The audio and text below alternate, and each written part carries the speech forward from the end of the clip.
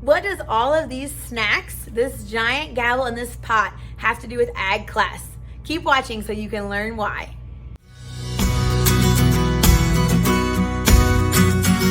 So in my class right now, we are learning about parliamentary procedure, or what I like to say is Parli Pro. So all of these snacks are gonna go into our motion potion, which is our final lab and activity in our parliamentary procedure unit.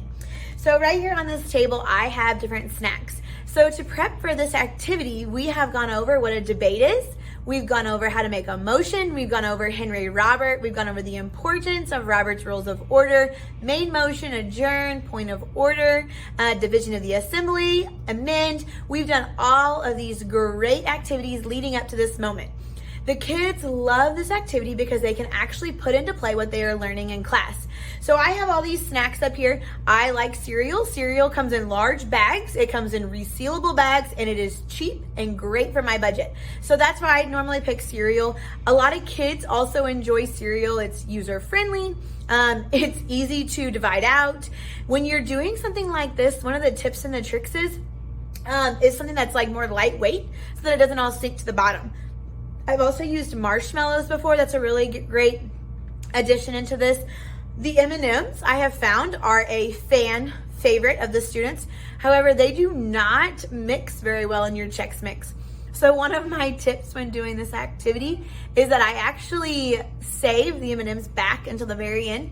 And if they are one of the items that they have approved to go into their potion and their Chex Mix, I actually hand pass those out at the very end so that the last kid gets all M&Ms and nobody else gets any, because I've actually had that happen and there were some very, very upset kids. So the way we start this activity is I purchase these items.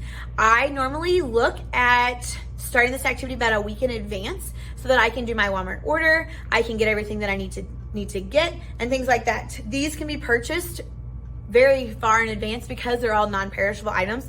And if you're going to the store, it helps to be able to get things in bulk. So if I'm going to the store for my food science class or one of my other classes, I go ahead and pick up these items just to save myself time, and then I have them on hand when we need them. So I try to get between 5 to 7 different choices.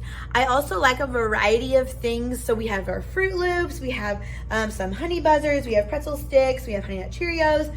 We have these frosted, we call them frosted mini hay bales, but they're called mini spooners, M&Ms, and then we have like some cocoa cereal. I also try to sometimes get something a little bit less appetizing.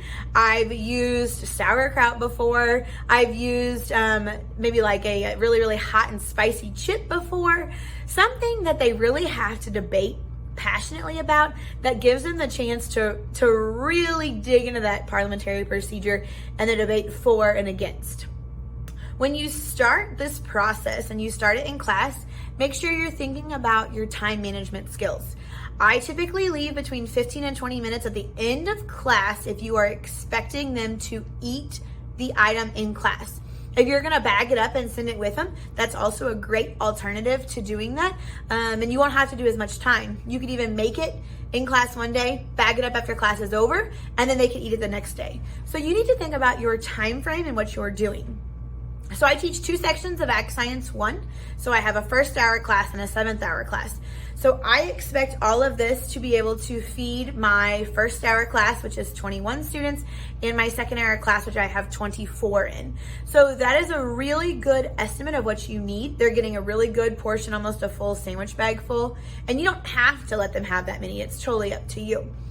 So when we start the activity, they have to go through, we open the meeting, we do it just like you would a regular FFA meeting. We say, FFA members, why are you here? We start the meeting. It just gets them into good practice, things like that. Then we start the meeting and they have to be recognized by the chair. They have to make a motion.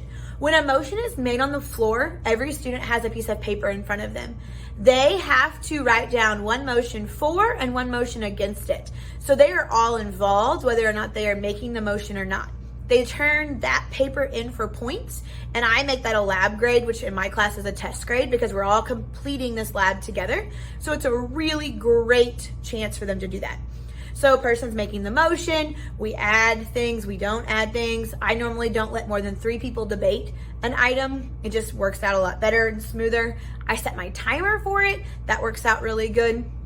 and then we're going to keep the mixture flowing and stuff like that. Once my timer goes off, somebody has to adjourn the meeting. We can then stop it and they can enjoy their Chex Mix. It works out really, really great and my kids really enjoy it.